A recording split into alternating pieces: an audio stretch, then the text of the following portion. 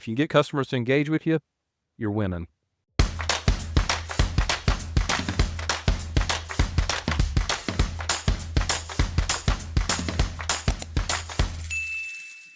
As a business owner, we all know that sales cures all. And that's why in today's highlight episode of The Buzz, we are going to be highlighting the topic of sales and how you can increase sales in 2026 instantly. With that being said, let's start the show. All right, so let's get into what we're going to talk about today. Yeah, so today, Andrew, we wanted to bring you on because there have been a lot of agents reach out to us to have someone on that's knowledgeable when it comes to the spam, what I call spam risk. So when you're calling out, you're showing up as spam. Some of you may not even know you're showing up as spam, but we've had a lot of agents reach out that their contact rate has dropped dramatically. And they reach out to me, they're like, Michael, why do you think this is going on? And I'm like, my very first guess is that you're showing up as spam because some rules just changed. So, Andrew, I know that you are very knowledgeable when it comes to this and why we wanted to have you on. So, if you could just share a little bit about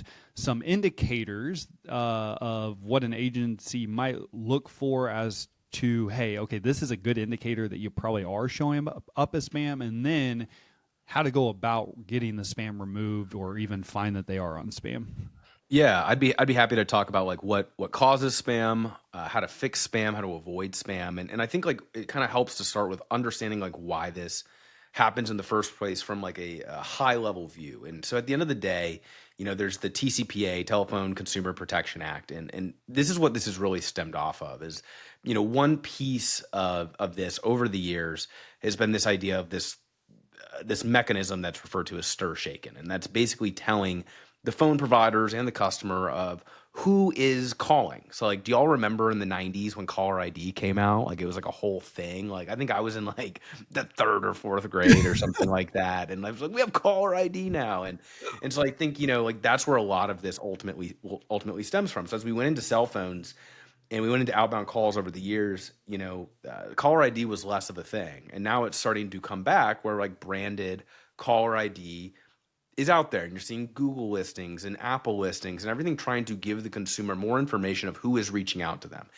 And where all of this is coming from is this problem that is stemmed from people getting, and by people I mean consumers, getting blown up with spam phone calls, whether it's a pre-recorded call about your auto warranty, whether it's political calls that you don't really want, which they're not subject to TCPA laws, by the way, if it's about politics, and same thing with nonprofits. But there's all these reasons that people get all these spam calls or unwanted calls. You can basically use those interchangeably depending on the person. And so what's happened was that it used to be that a lot of these calls came from the United States. Then everybody moved their call centers offshore, and it became very, very hard to enforce or regulate how to actually stop people from making these unwanted calls, because these people would kind of create a company, make a bunch of unwanted calls, and then they'd shut down or they'd move on, or their international laws weren't easily enforced. So what happened was the United States, I'm guessing the FCC or FTC, I should probably know more specifically, came back to the phone carriers like Verizon and T-Mobile and AT&T and said, hey, we can't get them. So if you don't fix this, we're going to get you, because they're using your network to do this. Mm-hmm. And so this is where this has really popped up in the last couple of years. And so they're being extremely strict on flagging people as spam, because they will be held accountable by the U.S. government, basically, or consumers or plaintiff attorneys or whatever. And so it's always about this idea of like stir shaken, and that's just kind of jargon. You don't need to know what stir shaken is. You just need to know that this is why this is happening. So there's kind of like two levels that we can look at here to fix this. Is one, you can whitelist and remediate and monitor your spam. So some companies out there will whitelist for you, but you can flag again. Some people will remediate for you. It means you can flag, but then you got to whitelist again. And then some people will just monitor. And then when you find out that you're flagged, you can swap your number or go do all of the things. And so we offer a service where we do all three of those things, along with a fourth piece, which is branding your business so your caller ID shows up. So for instance, whenever I make a phone call, when one of these things pops up, it doesn't say a number, it says Peachy. We literally just brand it as Peachy. And I like that for a couple of reasons. One, because it shows the consumer that you're somebody who's legitimate. Second, if they don't want to pick up the phone, they have something they can Google and say, Who is this? And that helps a lot too with callbacks or picking up the phone, et cetera. So just now that I've gotten that out of the way, I want to talk about like what are some indicators that somebody might be flagging spam. So I think about this problem in the form of how do we diagnose it? So I look at answer rate a lot. And so people will sometimes say, what's your contact rate or what's your answer rate? And what I would say is I think I use those terms differently. A contact rate means if I make calls on, if I buy 100 leads, how many did I get on the phone after calling them 5, 6, 7 times, whatever? That's contact rate. My agency runs about a 35 to 40% contact rate. So 60% of leads we never get on the phone, which is why it's so important to use multi-channel marketing like text and email and being easy to find on Google and all of the things. That's contact rate. Answer rate is if I make 100 outbound calls, how many people pick up the phone within those 100 dials? So when we see a normal, healthy outbound type process on an internet lead specifically, if you're below a 6% answer rate, you have some type of problem somewhere. Ideally, you're in the 8 to 10% answer rate range. Not everybody's going to run 8 to 10%, but 6 is kind of the floor. When you are flagging spam, most of the time you're at a 1 to 2% answer rate. And so if we just break down this math very, very simply, an 8% answer rate, make 100 calls, get 8 people on the phone. 2% answer rate, 100 calls, you get 2 people on the phone. And then if you're not converting every single pickup to a quote, which we know people do not do, and say it's 50% of the time. All right, well, if you want to quote 6 or 7 households that day, that means you got to get 12 pickups. And if you're getting 2 pickups per 100 calls, you got to make 600 calls. That's brutal. Like, one, a lot of burnout there. Second, you're burning up your list or your leads. Third, it's just not sustainable. And so it is a massive problem. And so like I would like you start with answer rate.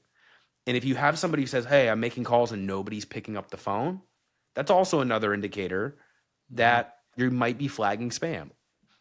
If you have a low answer rate and you're not flagging spam, it's also possible you're just calling a very low intent list where you're calling leads that have been called 15 times or they're old or whatever. So that's where I would start with trying to diagnose, do I have a spam problem or not? Okay. So if someone did, they have a spam problem. Like, okay, they have a 1%. The person I talked to the other day is like, Michael, no one's answering. Like my team has not talked to legitimately anybody this week and they've made 100+ dials every day. I'm like, you probably are on the spam list. Probably spam. So, what would an agent do? So there's either, I want to talk about the ability to work with a company like yourself and what that looks like. But I also want to talk about, okay, if somebody did want to try to mitigate and manage this themselves, what is the best way to even go about that? So let's start there and then let's look at working with you. Yeah. So what I would say is if you think you might have a spam problem, right? We talked about this answer rate thing. Probably the easiest thing to do is just find somebody in your office or somebody you know who has a T-Mobile phone, a Verizon phone, and an AT&T phone, and just call the phone and just see if you're showing up as spam. The easiest, quickest way. It's not great to do every single day or every single week, right? There's much better solutions. But before you go spend any money, you can just call a phone and see if you're flagging spam. Just look at it, right? I always say this all the time, like, okay, did you look at it? Did you look at the problem and see if it actually makes sense? So that's the first thing is like, just call a phone. Then we can think about, okay, like what's the next level of that? So the next level of that would be is like have a monitoring solution. So you can use something like number verifier or caller ID reputation. Relatively cheap. You load all your numbers in and you can look at it every single day to see if you're flagging spam. So if you're flagging spam, then what you have to do is you say, okay, well, I've got to do 2 things. One, you've got to stop using that phone number. So hopefully you've got some extra phone numbers you can swap into, right? So it's like, we kind of joke that it's like, you've got all of like the people buying up all the fresh water. It's like, we got to buy up the phone numbers. So we have some like on deck, you know, so we can get phone numbers. So it's like, you got to have some backup phone numbers. Second, after you swap that number out, then you need to take the next step to actually like whitelist and remediate. And so if you don't have any type of service that does that for you, you can go directly to the phone carrier's websites. And so they're different for every single one. One is First Orion. That is T-Mobile. There's Hiya, Hiya. That is AT&T. There's another one called like My Caller ID Registration. And I can get you all of these links so you can put them in the notes and then you've got them. But there's 3 or 4. And you go in and you have to like put all your information in for your business, put like a bill to show that you own the phone number, all of these things. And then the remediate, like for them to fix it and whitelist it, it might take 1 day. It could take 2 weeks. But you wait for it. Once you're back live, you test it, call a phone, make sure, and then you start dialing from it again. But the problem is you can flag again within 1 day. And so you're constantly fighting this battle. And so you can do it yourself. You can hire like a VA to do it for you.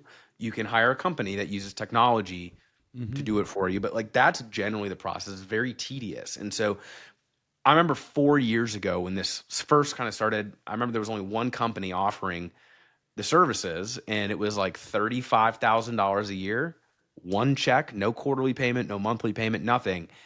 And we did it because we were literally calling phone numbers every day to make sure we weren't flagging spam, because it is so destructive to the bottom line if you're flagging spam, just like truly. So it's like that is the process of saying like, okay, you have to have a monitoring piece, then you've got to manually go in, fill it out, upload your documents, all the things, wait, get it, swap your numbers back in. It's just a lot of work. And some people might be willing to do that work. I am certainly not. No. Okay. That sounds like the DMV. I'm like, I don't. Kinda. Yeah. Yeah. It's like if you could have somebody help you out with As that, I I think I would do it. I don't know. right Like a off the business bat. owner, as a leader, as a CEO. I mean, even I'm like, listening this to you talk about the sounds terrible. process, my eyes started to glaze over with pain. I was like, no. Yeah. 'Cause there's so many other things that you can use your time for. Okay, so we have a lot of newer agents that have been listening to the podcast, loving the newer agent interview. So I want you to speak to a new agent. We're talking about systems. What are the one or two systems that you're like, hey, as a new agent, you have to have this. This will make your career for the next 20 plus years so much easier. Wow. Yeah, like I said, Mike, I can fill an hour up with new agents. I love talking to them. I wish the company would pay me to just work with new agents all day.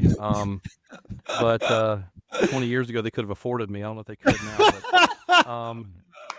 But Not anymore. You're too pricey now. yeah, I was figuring out my hourly the other day, and I thought, good God, how'd that happen? No, seriously, the first thing I tell agents, and I'll say this for the new agents that are listening, and maybe some of you are a couple years in, pay your taxes. That is the number one thing I tell new agents, because I don't think a lot of agents, no matter what company they're with, if they're successful, that will sneak up on you. And a lot of agents, a lot of business owners underestimate that.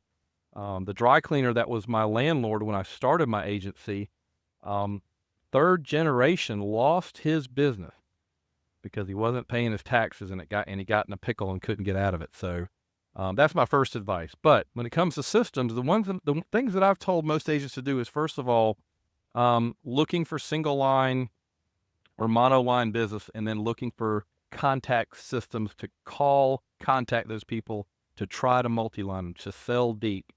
A big agent in the area one time told me, Hal Gerard, I'll also shout out to Hal Gerard. Hal told me one time, he said, if I didn't sell another new household and could just go one deeper on every household I had, I'd never have to work again. And I've taken that to heart, because a lot of agents underestimate the power of multi-lining or cross-selling their book. So looking for those single line customers, having a very intentional system every month. Even to this day, we're still handwriting postcards. I'm not, but somebody in my office is handwriting postcards to every single line household, telling them, you're eligible for a discount. We offer more services, looking for that extra line, because it does two things. It helps you grow, and everybody in our business knows, multi-line business is a lot stickier.